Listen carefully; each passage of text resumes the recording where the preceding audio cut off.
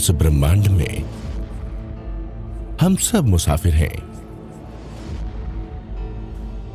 अनंत में स्वयं की खोज, ज्ञान के शिखर पर साधनाओं की खोज।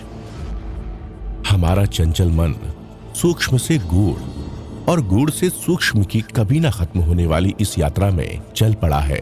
तो फिर कहां मिलेगा सुख, कहां जागृत होगी चेतना? आखिर कौन बताएगा कि हम खुद शून्य हैं या फिर पूरा ब्रह्मांड ही शून्य सा सूक्ष्म बनकर हमारे भीतर समाया हुआ है? मगर जीवन तो क्षणभंगुर है।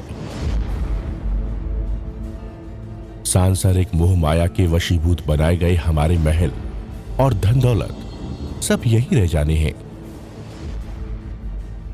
आखिर कब हम अपने मन के पार शून्य को समझकर ध्यान और चेतना के सहारे अंतर यात्रा शुरू करेंगे? अनुभूतियों की गहराइयों में शांति के सूत्र खोजकर आखिर कब अंतस की अनंत सुखद यात्रा पर निकल पड़ेंगे? वो वक्त आ गया है, आज और अभी। आचार्य सम्राट डॉक्टर श्री मुनि जी महाराज साहिब ने ओसवाल कुल के एक ऐसे परिवार में जन्म लिया जो आर्थिक रूप से संपन्न था। बचपन के धार्मिक संस्कारों ने युवावस्था तक आते आते आप श्री को जैन धर्म में ध्यान के गूढ़ रहस्यों की खोज के लिए प्रवृत्त किया। आप श्री के मानस पटल पर कई प्रश्न उठ खड़े हुए। मैं कौन हूं? मेरा जन्म क्यों हुआ? मैं कहां से आया हूं? मुझे कहां जाना है? भगवान महावीर ने साधना का कौन सा मार्ग अपनाया था? ध्यान का वो सरलतम मार्ग कौन सा है जिस पर चलकर दुनिया की हर धर्म प्राण आत्मा मोक्ष प्राप्त कर सकती है? देखिए, ध्यान शिविरों में कैसी इंद्रधनुषी छटा बिखरी है। मन के अंधेरे कोनों से कैसे प्रकाश की किरणों का अवतरण हो रहा है। देखिए कैसे विचार और भाव केंद्रित हो गए हैं। मन और प्राण उसमें घुलने लगे हैं। देखिए कैसे शिवरार्थियों की रुचियां, प्रवृत्तियां और जीवन को देखने, परखने, समझने और फिर क्रिया प्रतिक्रिया करने का नजरिया ही बदल गया है। आइए हम सब बिना वक्त गवाए हिस्सा बनते हैं आत्म ध्यान साधना के इस अलौकिक जश्न का और खोजते हैं अपने अंतस में खुशियों का खजाना। प्यारी गुरुवाणी है बड़ी ही। अरिहंत परमात्मा महाविजय क्षेत्र में विराजमान, जिनकी अनंत अनंत कृपा हम सब पर बरस रही है, उस प्रभु की अनंत करुणा, अनंत मैत्री, अनंत ज्ञान, अनंत साधना को अनंत अनंत नमन, प्रार्थना, कृतज्ञता के भाव। शासनपति भगवान महावीर, जिनका धर्म संग, धर्म तीर्थ, हम सब धर्म का अमृत पान कर रहे हैं। प्रभु महावीर की वाणी, प्रभु महावीर की साधना, प्रभु महावीर का ज्ञान, प्रभु महावीर की मैत्री आज भी विश्व में शांति प्रदान करती है।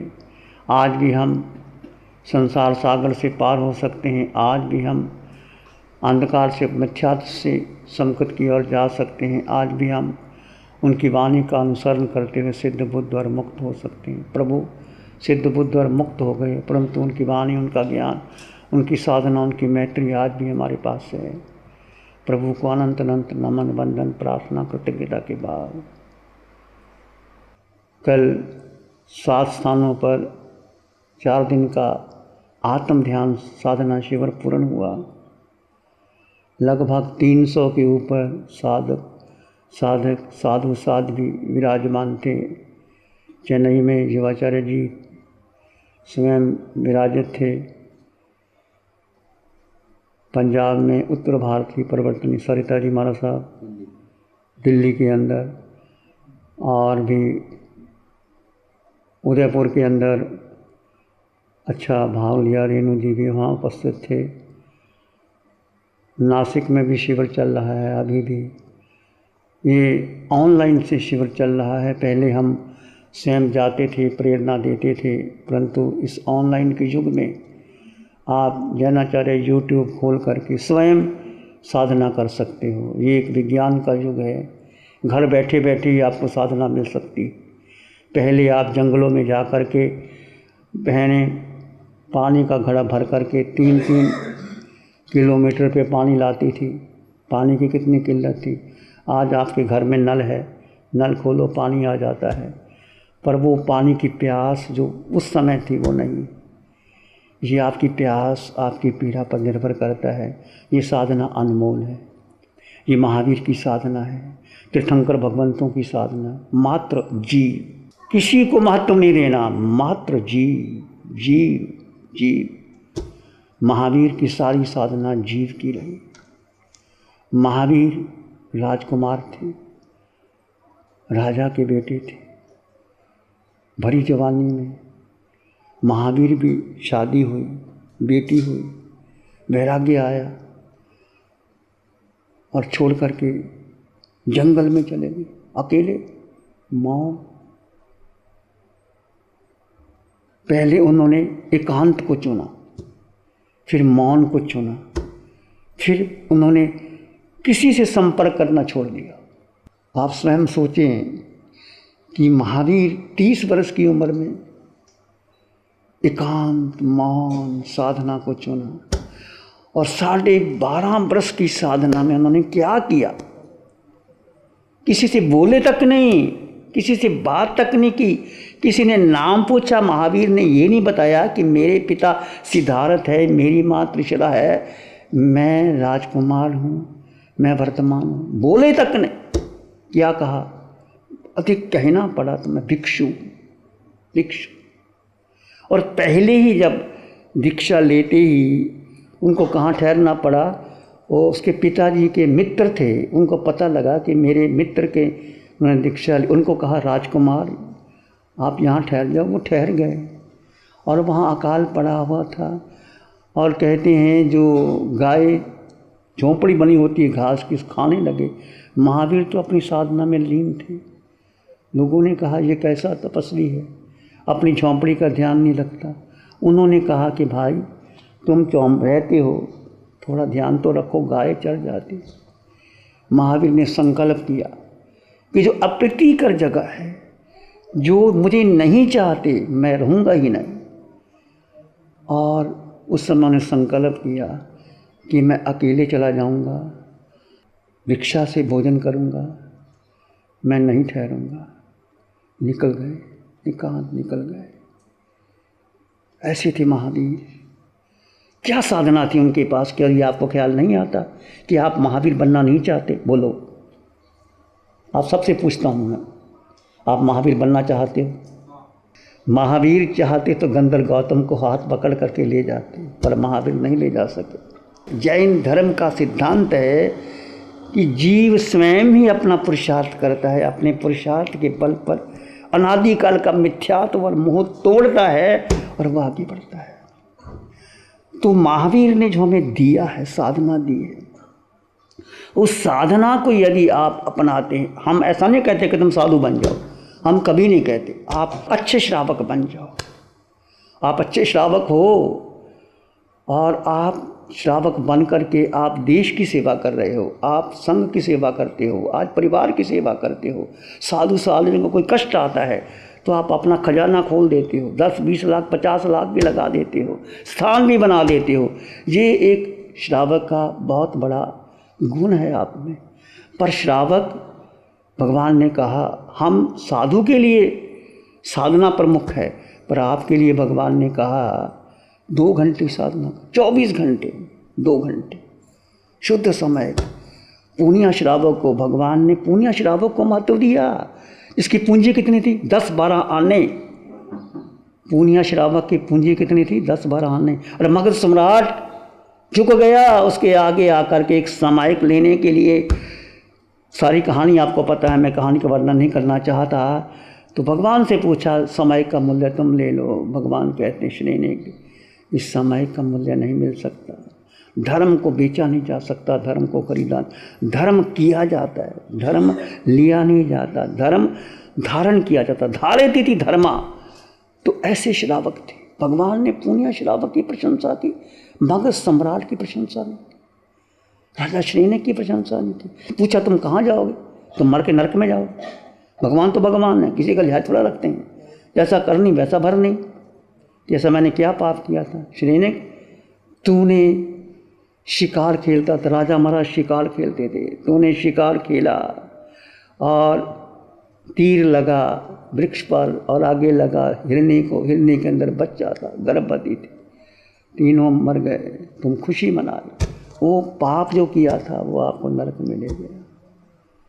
इसलिए कोई बड़े से बड़ा पाप हो जाए तो उसको प्रायश्चित करो, आलोचना करो और अपने में 2 घंटे अपने लिए करना क्या, कुछ नहीं करना। हम नहीं कहते मंत्र करो, तंत्र करो, मंदिर में जाओ, कहीं जाओ, कुछ नहीं करना। क्या करना? अपने को जानना है। ध्यान का मतलब आंखें बंद करके भी नहीं हम कहते, अपने को जानना। मैं हूँ कौन, मेरा अस्तित्व क्या है। मैं माँ के गर्भ में आया, क्या मेरी माँ है, ये मेरे पिता है। अनंत काल में जीव ने जन्म और मरण किया। जीव की एक ही बड़ी भूल, बार बार हम कहते हैं, जीव की एक ही बड़ी भूल कि जीव ने अपनी शक्ति पिंड को दे दी। पिंड यानी पुद्गल, पिंड यानी मन, बुद्धि और इंद्रियों को दे दी और बलवान हो गया। मन बलवान हो गया, बुद्धि बलवान हो गई, इंद्रियां बलवान हो गई और इस कारण जीव कमज़ोर हो गया। बस जीव अपनी शक्ति अपने में ले आए। इस फैक्ट्री का मालिक फैक्ट्री में जाएगी नहीं और मैनेजर पर छोड़ दे तो फैक्ट्री मैनेजर संभाल लेता है। तो इसलिए जीव अपनी शक्ति वापस ले ली और ये शक्ति है, ये सारी साधना का सार एक ही है। ये संसार 2 तत्वों से बना है, जीव और जड़। जड़ यानी पुद्गल, पुद्गल का मतलब जो गलता है, सड़ता है, विध्वंस होता है, जन्म होता है, मरण होता है। आपके शरीर का जन्म हुआ, बाल्यकाल बीता, जवानी आई, बुढ़ापा आया, देह राख बन जाएगी। पर इसमें जो जीव तत्व है उसका जन्म नहीं, मरण नहीं, उसकी माता नहीं, पिता नहीं, बहन नहीं, भाई नहीं, वो कभी उसका जन्म मरण है ही नहीं। अनादिकाल का सत्य, एक शुद्ध तत्व, आत्म तत्व, वो सबके भीतर विराजमान है। वो तत्व तुम्हारे भीतर भी और मेरे भीतर है, वो कभी नष्ट होता ही नहीं। अविनाशी, सत्य, चित्त, अनंत, स्वयं में संपन्न, परिपूर्ण, जिसे गीता कहते, जो शस्त्र काट नहीं सकता, अग्नि जला नहीं सकती, पानी गला नहीं सकता, वायु उड़ा नहीं सकती, वैसा तत्व तुम हो और मैं हूँ। पर हमने उसकी तरफ ध्यान दिया ही नहीं। ये सबसे बड़ी भूल जीव की स्वयं के प्रति। वो तत्व कहाँ है? तुम ही हो। ये शरीर जो आपका शरीर, आकार जो शरीर मिला है आपको, पुरुष का मिला, स्त्री का मिला, छोटा मिला, बड़ा मिला, साधु का मिला, साध्वी का मिला, किसी का मिला, ये आकार, ये एक किराए का घर है। और जैसे इस मकान में, इस हाल में तुम हो, पर आप तो नहीं कहते मैं हाल हूँ, क्या कहते हैं? हाल में मैं ठहरा हुआ हूँ। जिस घर में रहते हो आप क्या कहते हैं? आप कभी कहते हैं मैं घर हूँ, मेरा घर, मेरा घर, मेरा बंगला, मेरा भी छोड़ दो। ना तुम्हारा घर, ना बंगला, ना कोठी, ना तुम्हारी देह। मेरे की जगह मैं का मतलब मैं आत्मा। मेरा छोड़ो, मेरे में क्या है?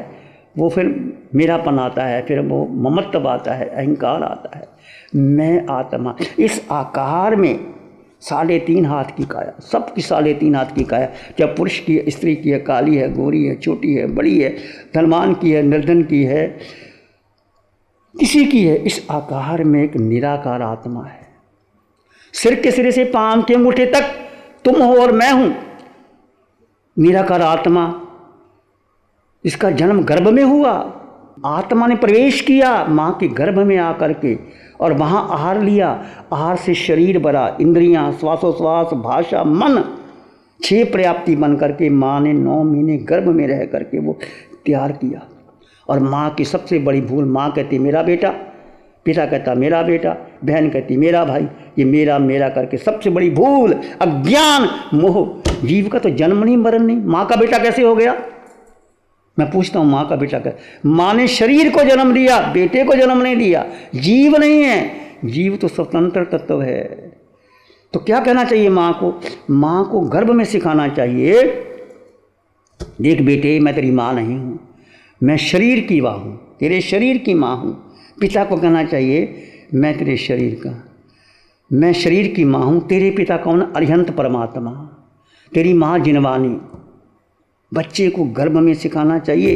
प्यारी गुरुवाणी है। नमो अरिहंतानंग नमो सिद्धानंग नमो आयर्यानंग नमो वज्जायानंग नमो लोए सब साहुनंग धम्मो मंगल मुकिठम अहिंसा संयमो तमो देवावित्तं नमं संति जस धम्मे श्यामनो। श्री चत्तारी मंगलम अरहंता मंगलम सिद्धा मंगलम साहु मंगलम केवली पाणतो धम्मो मंगलम। चत्तारी लोगोत्तम अरहंता लोगोत्तम सिद्धा लोगोत्तम साहु लोगोत्तम केवली पाणतो धम्मो लोगोत्तम। चत्तारी शरणं पवज्जामि अरहन्ते शरणं पवज्जामि सिद्धे शरणं पवज्जामि साहु शरणं पवज्जामि केवली पाणतं धम्मं शरणं पवज्जामि। चारे शरण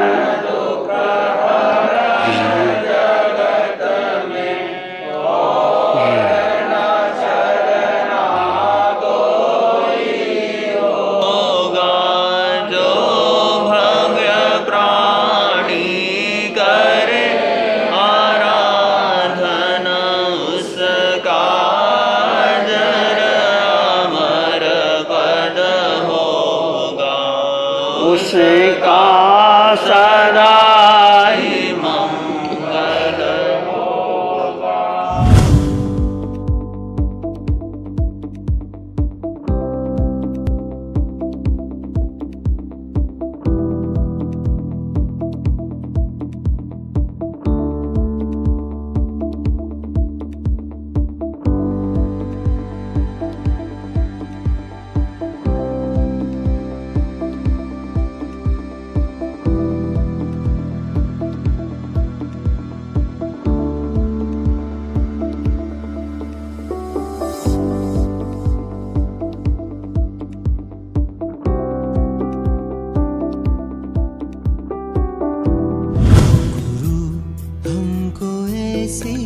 कृपा दृष्टि दे